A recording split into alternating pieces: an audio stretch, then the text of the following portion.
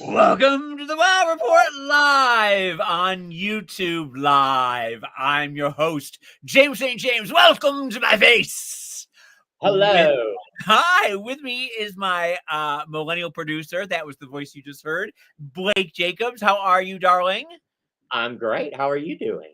I'm very good. This is our first episode, and every Monday we are going to be counting down the top few things of the day that are making us go wow. And it's sort of a prelude to our weekly radio show on SiriusXM Radio Andy. So I guess without further ado, let's begin. Blake, how was your weekend? What did you do? Oh, I went to, let's see, what did I do? Oh, you caught me off guard. I went to a screening of The Nightmare on Elm Street. Where did you see it? It was in the Hollywood Forever Cemetery, Cinespia. Now, the thing about those, you think it's going to be fabulous. You think you're going to bring a picnic basket and a bottle of wine and spread out your blanket and watch it on the cemetery, on the mausoleum wall. And you think it's good. But then what is the reality of that? Well, let me tell you what happened. So we have this air couch thing. Yeah. Like a blow up balloon thing.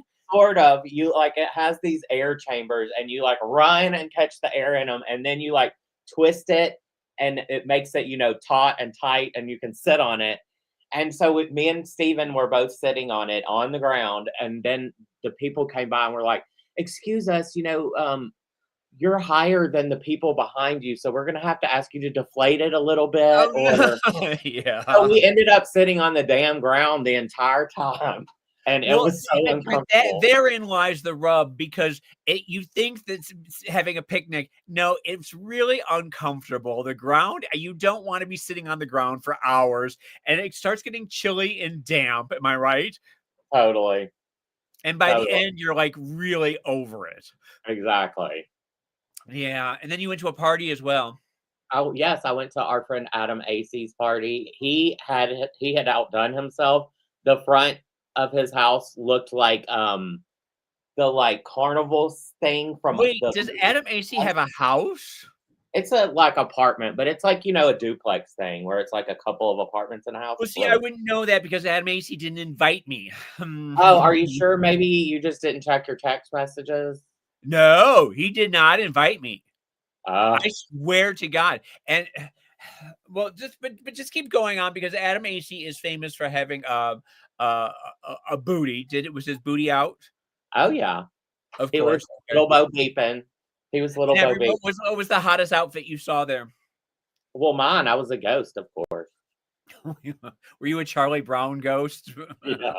Someone was dressed as Rue from the At Home reunion. When they did the RuPaul's Drag Race reunion from home. Oh, yeah. Where she's in the purple wrestling mask. And John Pauly was there. He was a milkman. It was really cute. And his boyfriend was a snail. That was really cute. So it was fun. That does sound like fun. Next year, Adam will have to invite me, Adam. Yeah, you're going to have to get on the list. Yeah.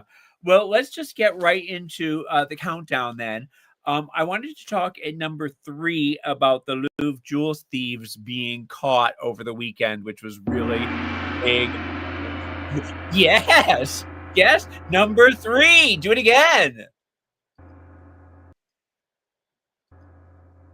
Okay. Well, we're working out some kinks here. It's the first episode. Okay. So number 3. I got a Miss Piggy for you. Okay, that was the sound of the jewel thieves being caught. One was boarding a plane to Algeria. The other was boarding a plane to Singapore. They were caught. The FBI art crime investigator Robert Whitman says he expects more of the thieves to be caught. Unfortunately, at this time, the jewels have not been recovered. The estimated $102 million jewels. And I'm a little torn about this. I'm of two different minds. One, I want the jewels back, just without a doubt. They are of historical values. They belong to Empress Josephine and Marie Antoinette. They're a part of French history. We need them back. On the other hand, I have been raised my whole life, like all of us have been, on heist movies. Ocean's 11, Fun with Dick and Jane, How to Steal a Million, Now You See Me, Butch Cassidy and the Sundance Kid, Snatch, Point Break, Baby Driver, Bonnie and Clyde. I root for jewel thieves, art thieves every single time. It's just part of our DNA, don't you think? Yeah. I love Catwoman more than I love Batman. I it's the same thing as I'm always rooting for prison breaks, people who break out of prison. I'm always rooting for them to get away with it. It's just something I do. I'm evil like that. You Um, can't be.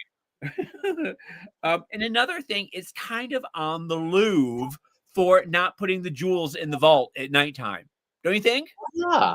Yeah. Well, I thought this was during the day. Well, it was before it opened. It opens at 9 o'clock, and the jewel heist was at 9:03. So it was right as everyone's walking in, and they were dressed as workers, so nobody really noticed. They were in and out in 5 minutes, less than 5 minutes. So it was after the alarms had been disabled, but still, the British crown jewels at the Tower of London aren't even the real crown jewels. Those are in a vault. They put fakes out. Right. Like why would you have the $102 million worth of Empress, Eugenie's jewels out there for? I mean, it just feels really stupid for me. I sort of think they deserve it. Well, more coming with that case, I bet. More coming with that story. Yeah. How about let's move on to number 2. I love that. I watched a trailer for the upcoming series Amadeus on Sky TV in the UK, probably coming to America early next year. I was going to say, I haven't heard anything about this. Yeah, it's gorgeous. It's sumptuous. It looks like it cost $1 billion. It stars Will Sharp from as Mozart. Will Sharp, who was so adorable on season 2 of The White Lotus. Remember, he was married to Aubrey Plaza, besties with Theo James. And he is just absolutely adorable. I just love the actor. I have such a crush on him, and looks like he's absolutely chewing the scenery as Mozart in this. He looks like he's having a lot of fun, which is what the role calls for. Let me see. Paul Bettany is the resentful and envious Salieri. He looks like he's perfectly cast too. The problem with this is that Amadeus, the 1984 movie, is an absolutely perfect movie. Tom Halsey is just so wonderful. F. Murray Abraham as Salieri is just pitch perfect. It's sort of like, Julie Andrews in The Sound of Music, or Mary Poppins, or Vivian Leigh, Clark Gable in Gone with It. Why would you ever need to recast this movie or redo it? I do have to admit, I've never seen the movie. I have to. Well, you do, because you think it's a period piece, whatever. Right. It is a laugh a minute. It is so good and so funny, and it is one of the most brilliant performances of all time. Tom Halsey won the Oscar. I think F. Murray Abraham. I mean, they're so good. The costumes are so fantastic. It will make you love Mozart's music. You don't need to remake this movie again. I'm sure. I mean, Rock Me Amadeus. Rock Me Amadeus. Yeah, that's where the song comes from. Yeah, I know. No, I did know that.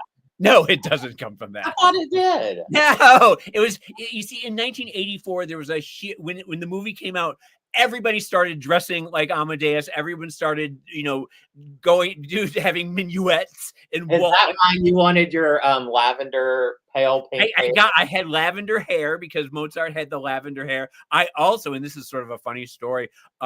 I was a freshman at NYU dorms. Can I tell this story, or am I going to get arrested? You are, dude. Everyone was dressing in brocade waistcoats and frilly shirts at the time. and there was these brocade curtains at the dorms, and I stole the curtains, planning to make a frock coat out of it. And it was this huge scandal at NYU that someone stole the curtains from the dorm, from the hallway as you walk into the dorms. I managed to have someone distract the guard, and then I yanked them down. And I was hiding them in my closet, and they searched all 4 dorms. They searched every room looking for these, and I took them to a friend's house, and I found a hat in the same color, a brocade little hat, and I said, no, you must have mistaken it and thought that the hat was the drapes. It was a whole thing, and then I never ended up making a coat out of it. Am I going to get arrested for this? Most people are like hiding drugs, and you probably were doing that too, but not yet. I was still quite the innocent bit. Well, I mean, not innocent, but I was not doing drugs or anything. But I was planning on wearing this frock coat to Area. Yeah, it would have been a hit. Anyway, this is a long way to say, be sure to watch the upcoming Amadeus on Skynet, or when it comes probably to Netflix coming out. So now we are reaching number 1. I revisited some classic horror films over the weekend, and I say both classic and films in quotation, because what I watched was I watched Friday the 13th parts 2 and 3. Not the first one. Not the I saw the last half of I saw like the last 20 minutes of the first one, which is the one. It's not even Jason, it's his mother, Betsy Palmer. So I wasn't really quite interested in that. And then I watched Freddy versus Jason in Hell. Now, isn't that the one where Kelly Rowland uses the gay slur?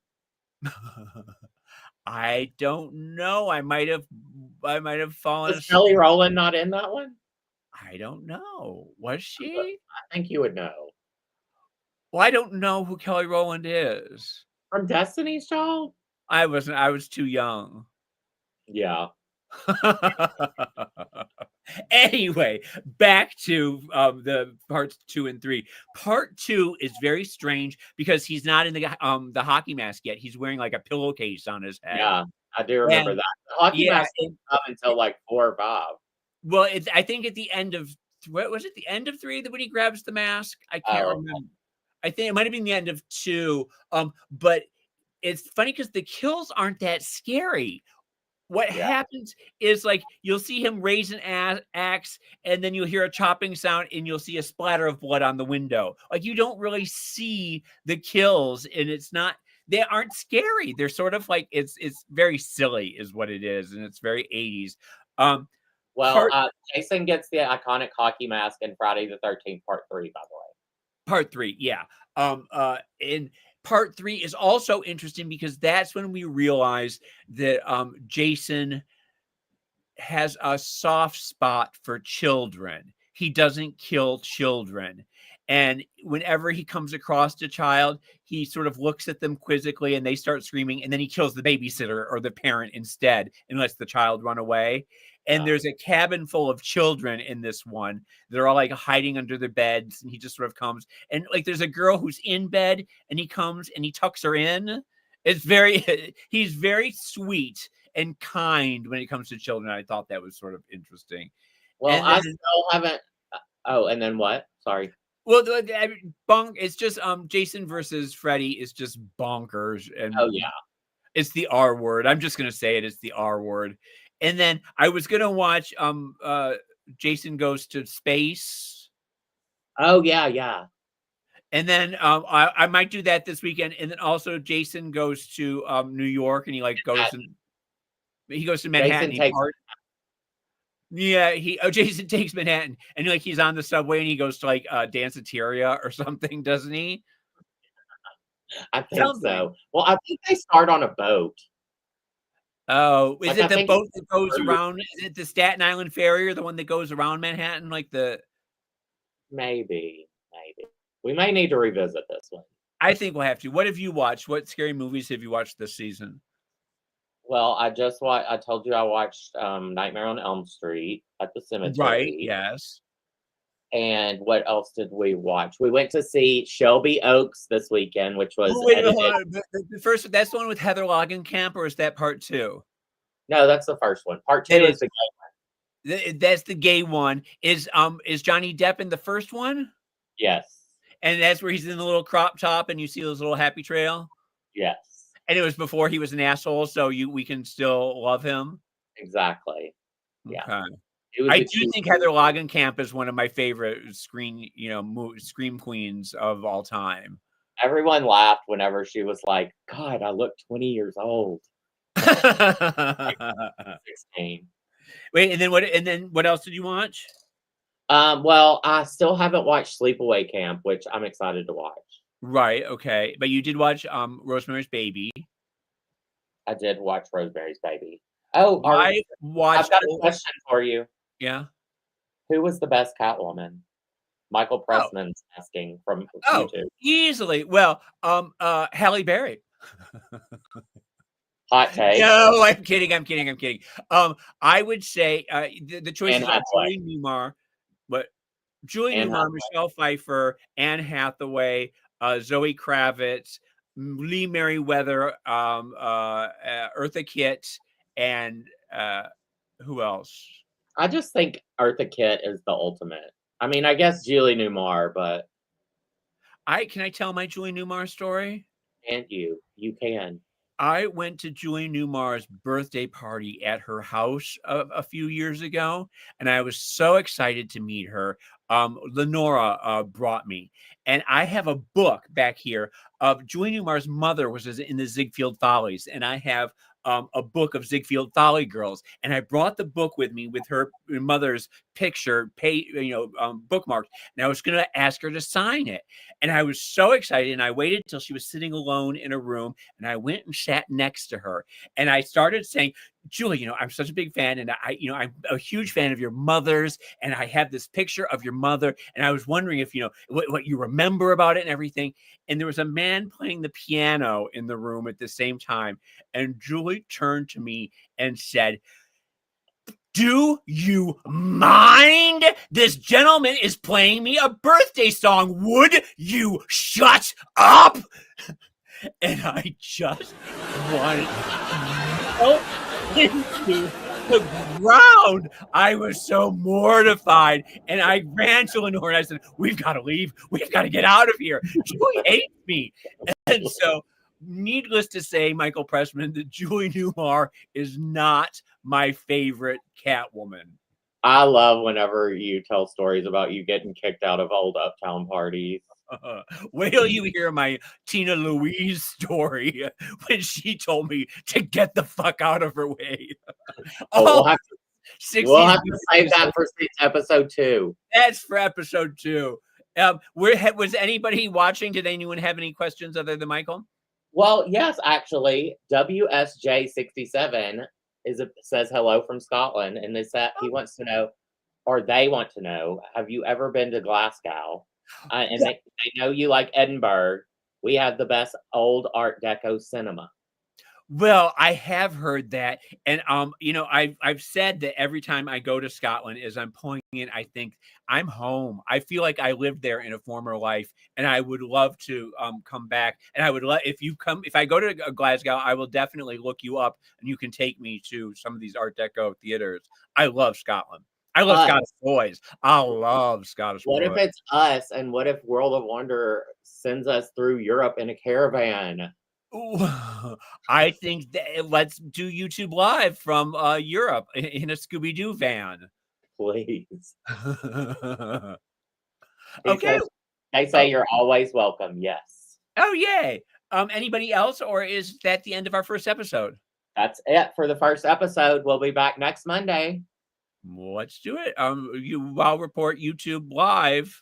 I'll report live on YouTube Live. I'm James St. James, and with my millennial producer, Blake Jacobs. Thank you for watching, and let's do this again next week. See you then. See you then.